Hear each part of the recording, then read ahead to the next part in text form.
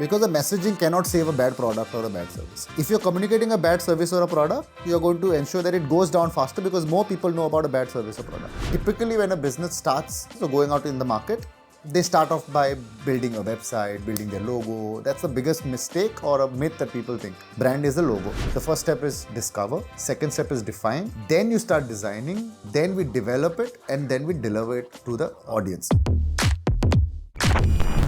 Namaste everyone and welcome back to another fresh episode of 3XP by KRF Media. I am Kunal Raj and we are here at the Goa Beach Summit 2023. Really excited, really pumped because we are sitting with the co-founder of Dranding Consulting, Floyd Tavares. Welcome to the podcast. Thank you. It's an absolute pleasure to be here on your podcast. Let's do this. So how do you stay aligned with industry trends and consumer behavior when you're creating brand campaigns? So I think firstly, more than the industry, brand is more about understanding what you believe in, what you stand for, right? And what you stand for should be relevant to the times. Like let me tell you one thing. So Coke as a brand, its core purpose of what it stands for bringing happiness to families and friends. That hasn't changed for the last 50 years, right? So while industries, times change, your true purpose, your true beliefs always stay. So that's the power of a brand, right? So the world's most successful brands have always stuck to their core belief, their core purpose. Their brand message, what they say. Their brand message, what they stand for. A Red Bull, a Coke, a Starbucks, a Cadbury that stands for celebrations. So while your core message, your brand message, your purpose stays, your brand messaging changes with time. So your brand messaging changes as per the season or as per the time. If it is Christmas, then your brand messaging will change to something more festive. If it's Holi, then your brand messaging will change to something more colorful. But your brand belief is always consistent, right? So that's where your multi-million dollar brands always stay consistent to what they believe, regardless of times. Nice. So can you walk us through the process for developing and implementing a successful brand strategy? So we at Dranding have created something called as the Dranding 5D Brandly framework. And what we believe and how did we come out with this 5D Brandly framework? We looked at all the brands that we worked with and we took a step back and thought to ourselves, what made them so successful? Even post-pandemic, when everyone was suffering to stay alive, these brands grew. Typically, when a business starts going out to customers or going out in the market, they start off by building a website, building their logo. That's the biggest mistake or a myth that people think.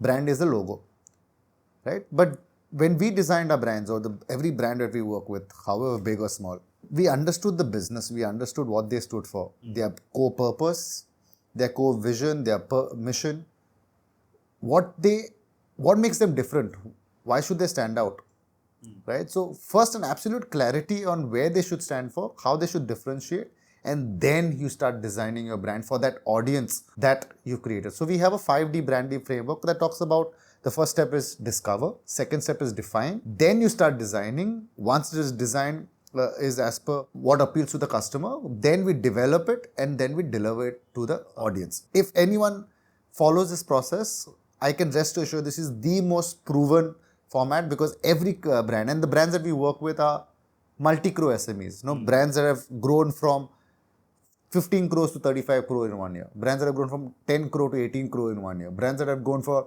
50 crores to 150 crores in 2 years. Right? So we've seen this progress and we've studied what happens and why. So this 5D Brandly framework is something that we strongly believe in.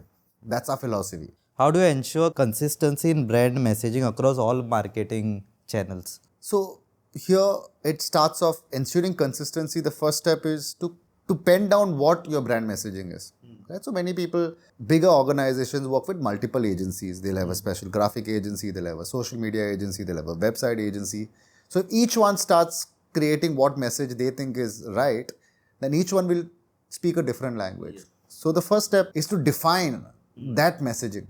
So once we define that messaging, that if you are a Coke, you stand for happiness, right? If you are a FedEx, you talk about always being on time and safety. That core messaging has to be then passed on into a guide to all your stakeholders, be it your staff, be it your HR that's hiring, be it your agencies, and then everyone starts speaking the same language. The same language has to be communicated from a top up, which means your management, your directors needs to start emphasizing about the message. That's when messaging is consistent. That's when you start building a brand. Remember, it's best for you to talk about yourself than people talk about you, right? So it's better to tell people, okay, this is who I am, than people assume who you are. So that's Putting your brand forward. Mostly, yes. Yeah. Dikhta hai to bikta hai, right? So you have to be seen. How do you approach brand positioning and messaging for a brand with a negative reputation? So there are two ways to it, right? So there are two types of negative reputation. One which is short-term negative reputation because of an incident that happened, which might have not been something critical. But if it is your brand, if your reputation is because your product or service is bad, then I would say solve the problem of the product and the service first, and then rework the messaging. Because the messaging cannot save a bad product or a bad service.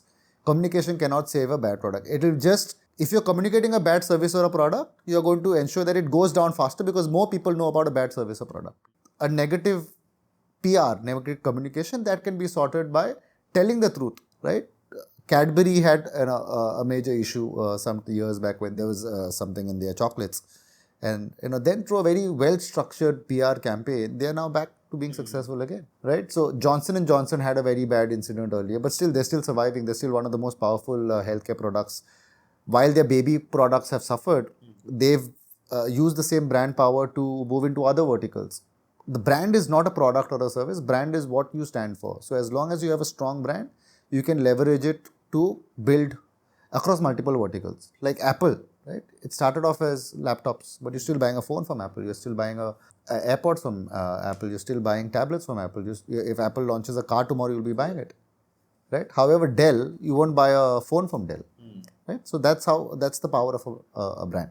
How do you approach creating a brand for a new product or service? For a new brand, it's absolutely essential to get clarity of how you will stand out in today's cluttered world. So especially when the internet is commoditizing everything, which means people are going to sort everything by price, new brands have to create a strong positioning to stand out so that they can charge a premium, they can leverage the market so that they can say no to customers that are paying low, they can get payments faster. So it's absolutely essential that people understand why they're different and stand out. New businesses get clarity and then design your positioning, not your logo, website, all of that comes later.